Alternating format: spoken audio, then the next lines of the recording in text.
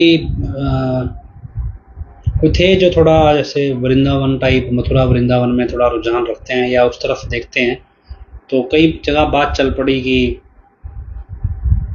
जो एक प्रेमानंद महाराज कोई हैं, अभी वो टीवी पे, उस पे यूट्यूब पे बड़े चर्चित हैं जी, उनके कोट्स जो भी कह लो, उनके वीडियोस आते हैं। इसके अलावा दो तीन और हैं बाकी, क्योंकि प्रेमानंद महाराज के ज़्यादा वायरल होते हैं वीडियो, तो लेकिन कई वीडियोस दिखाए उन्होंने, और चर्चा चल पड़ी भी, चलो जैसा भी है। तो कई बार हो सकता होगा भी, हमने कुछ सत्संगियों को भी देखा है, कई बार वो भेज देते हैं।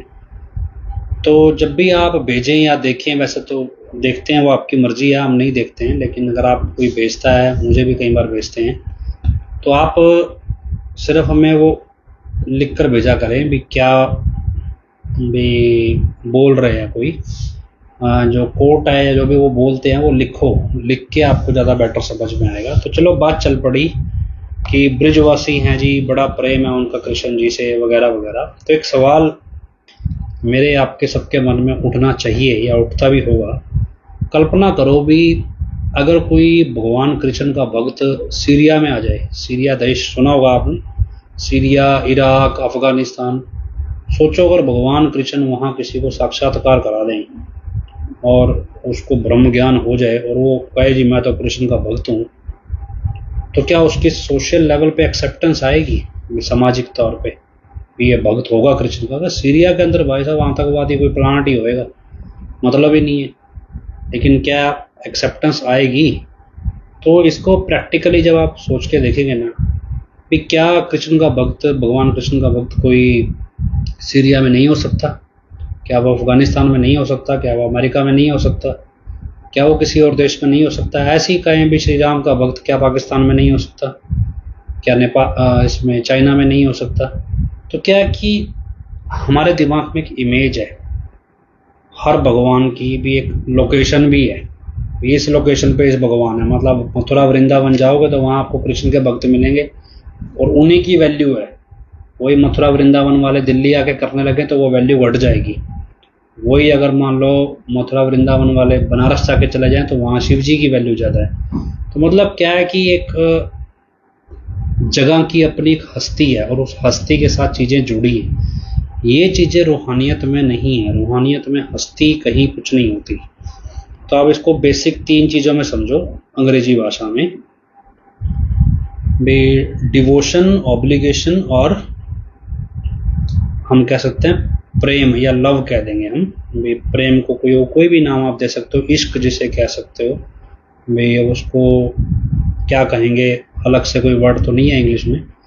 तो आप आस्था, उसके बाद आपका मतलब एक तरह से आपको लगता है भी मुझे ऑब्लाइज्ड, अभी हिंदी में क्या बोलते हैं ऑब्लाइज्ड को, किसी को पता हो तो बताना, मुंह पे इंग्लिश का वर्ड ही चढ़ा हुआ है, ऑब्लिगेशन या ऑब्लाइज्ड कह सकते हैं। क्या कि हम डेरे आए, डेरे आके हमने नाम लिया, नाम ले लिया, और नाम लेने के बाद हमारी कोई वजह रही होगी नाम लेने की, कोई भी वजह रही होगी, नाम लेने के बाद हमारी कोई ना कोई समस्या रही होगी, उस समस्या का समाधान होने लगा, हम नाम जपने लगे, तो गुरु मिल गया, गुरु की शरण मिल गई, सत्संग सुना, नाम शब्द लिया, नाम जपने लगे, सत्संग के वचनों पे अमल करने लगे, तीन परहेज मानने लगे, तो हमारे ज़िंदगी में हमारी समस्याएं दूर होने लगी। जब ये समस्याएं दूर होने लगी तो हमें हमारी आस्था पैदा हो गई डेरे में, डिवोशन जिसे कहते हैं, भी आस्था है, भी हमारी श्रद्धा जिसे कह सकते हैं, भी आस्था पैदा हो गई, कि भी विश्वास हो गया हमारा भी, हाँ यार इसमें कि ये डेरा जो है यहाँ पे कोई ताकत काम करती है, और कृतज्ञता कह सकते हैं सच्ची की। तो मैं काम, ये डेरा है अभी, यहाँ हम आस्था है हमारी, यहाँ से जो वचन मानते हैं, हम सिमरण करते हैं, जो नाम मिलता है वो काम करता है, तो ये आस्था है। आस्था है तो जब आपको लगा भी आपकी ज़िंदगी संवरने लग गई, फिर आपको लगता है भी आप कुछ दो, मतलब हमारा एक आम इंसानी है ना स्वभाव कि कोई हमारे ऊपर एहसान करे, हमें लगता है भी हम भी उसका एहसान उतारें, हम भी उसके लिए कुछ करें, भी हमारे को इतना कुछ दिया या हमारे लिए कुछ किया। तो ऐसे ही जब आपने नाम जपा, स्मरण किया, सत्संग सुना, तो हमें कुछ मिला, तो हमें लगा हमें भी कुछ देना चाहिए। अब पिताजी बोलने लगे भी अगर आप देना ही चाहते हो तो एक काम करो, भी अपनी ये बुराइयां छोड़ दो, बुराइयां तो छोड़ देंगे, लेकिन फिर भी कुछ देना चाहते हैं। अगर देना चाहते हैं तो एक काम करो, ये लगी लिस्ट, और इस लिस्ट में लिखे हुए हैं 133 भलाई कार्य।